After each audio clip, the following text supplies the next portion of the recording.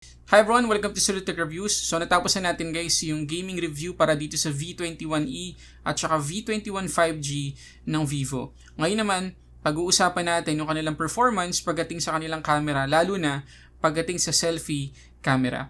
So umpisahan natin.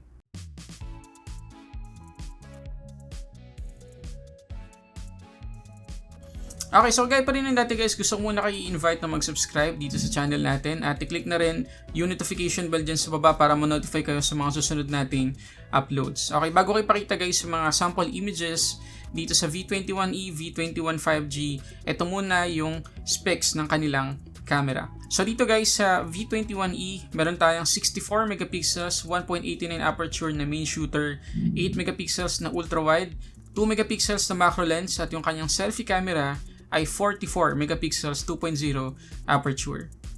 So unahin natin guys tingnan yung mga sample images at videos kuha sa rear camera ng V21e. So medyo gloomy guys yung weather dito sa unang set ng photos natin, pero makikita nyo naman na clear pa rin yung details ng photos, very sharp at hindi maputla. O nga pala guys, yung mga nakikita nyo ngayong photos ay puro 44 megapixels.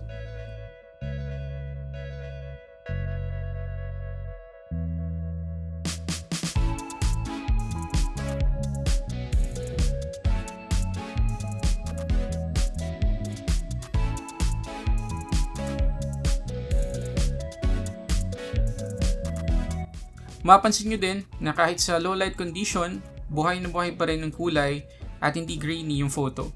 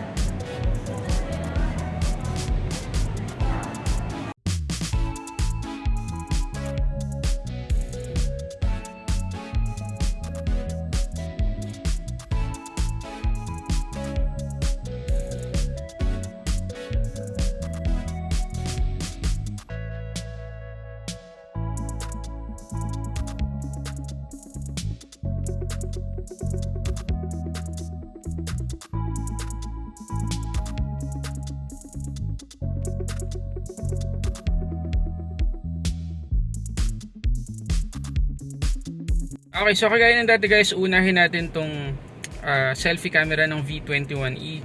So meron din tayo ditong 44 megapixels, 2.0 aperture. Wala tayong OIS guys, pero meron siyang tinatawag na steady face. So technically para siyang electronic image stabilization.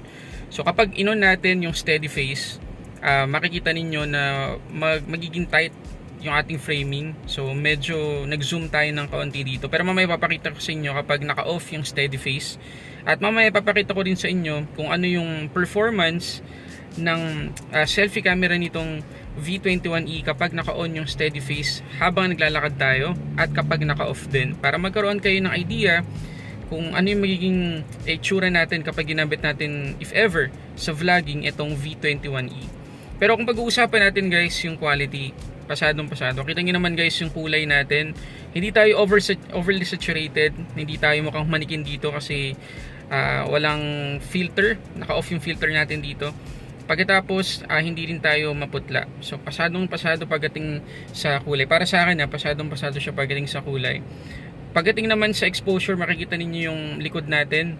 Kahit na maliwanag na sa labas, hindi wash out yung likod natin. Makikita pa rin natin yung likod ng kotse, yung mga bagay dun sa labas, makikita pa rin natin. So ayos na ayos.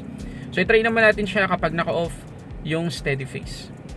Okay, so naka-off na ngayon guys yung steady face. So wala tayong kahit anong stabilization ngayon. Pero makikita ninyo na nag-wide talaga yung ating framing. So pwede na tayo magpasok ng 2 tao. 3 tao guys, kasyang-kasya dito. At kamay lang yung gamit ko. Wala akong gamit na monopod or tripod ngayon. So ganun pa rin guys, hindi nagbago yung quality ng picture. Yung kulay natin ganun pa rin, saktong-sakto. At kitang-kita pa rin yung mga bagay sa labas kahit na sobrang liwanag na doon. Okay, so ngayon, kagaya ng sinabi ko, itry naman natin siya kapag naglalakad tayo.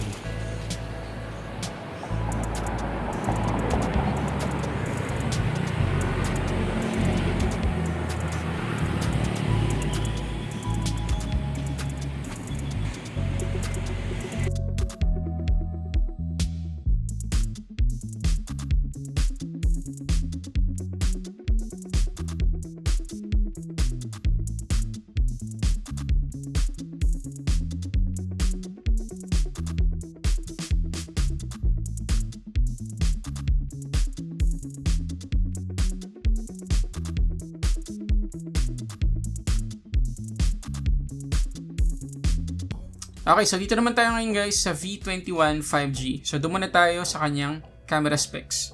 So meron din tayo ditong 64 megapixels pero 1.79 aperture na at meron na itong OIS or Optical Image Stabilization. Meron din tayong 8 megapixels na ultra-wide at 2 megapixels na macro lens. At yung kanyang selfie camera, 44 megapixels 2.0 aperture din pero meron ding Optical Image Stabilization. So to recap lang guys, meron tayong dalawang OIS dito, isa sa harap, isa sa likod. So again, lahat na nakikita nyong sample photos dito ay 44 megapixels din kagaya sa V21e. Again, sharp and detailed yung photos dito sa V21 5G. May konting edge lang tayo dito sa V21 5G kasi malaking tulong talaga yung OIS para mas maging stable yung kuha natin lalo na sa night mode photos or low light conditions.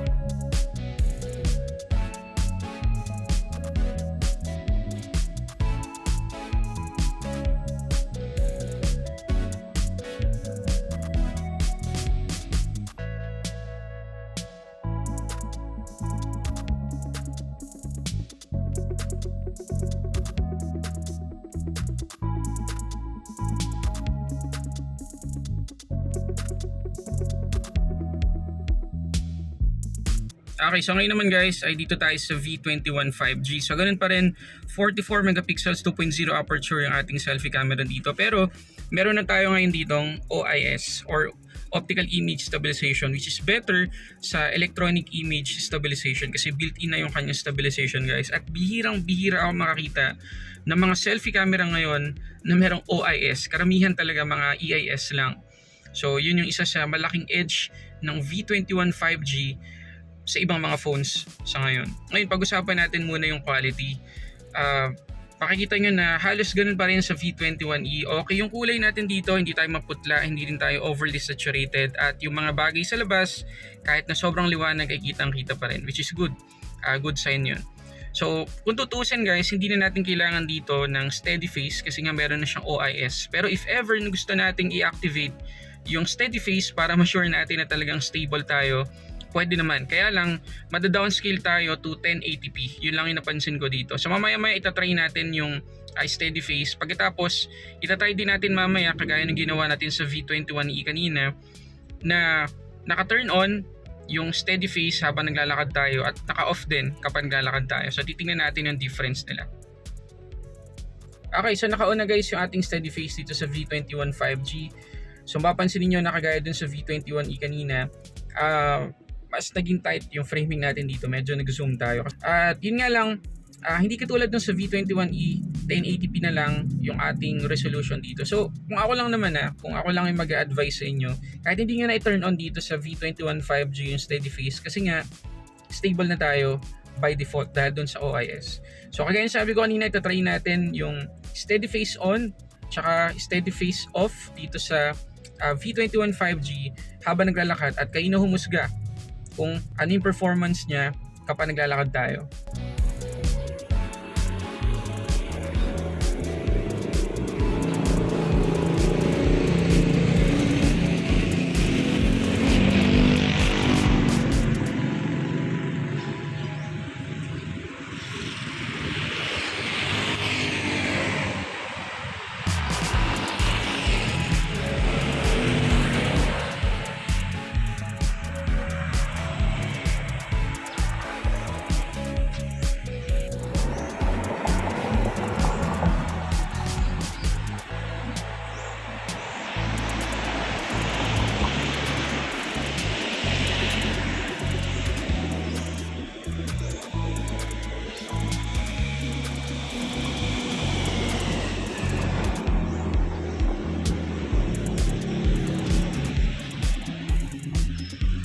Napansin ko lang din na kapag naka-enable yung steady face, nagiging maputla yung kulay natin.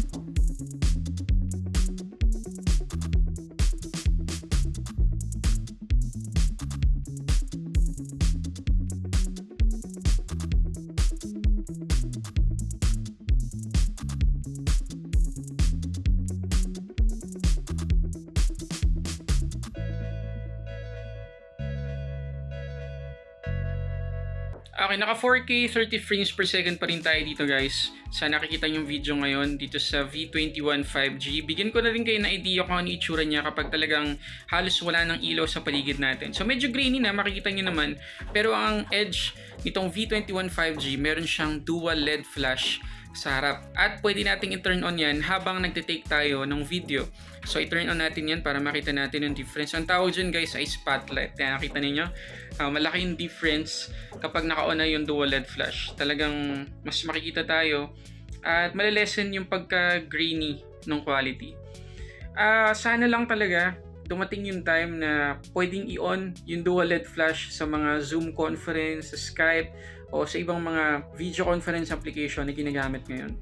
Okay, so based dun sa mga sample photos at videos na nakita natin kuha dito sa V21e at V21 5G, ano guys yung masasabi nyo dito sa mga phone na to? Paki-comment dyan sa baba. Para sa akin naman, isa tong V21 series sa may pinakamagandang selfie camera sa ngayon. So kung isa ka dun sa mga naghahanap ng smartphone pero ang priority ay selfie camera, hindi ka magsisisi dito sa V21 series. Pero may isa pa tayong video guys. Bibigyan na natin ng verdict yung dalawang phone na to kung sulit ba talaga siya para sa presyo. Susunod na video na yan. So hanggang dito muna tayo guys. Maraming salamat sa panonood. Para sa samot-saring unboxing reviews, this is Sulit Tech Reviews.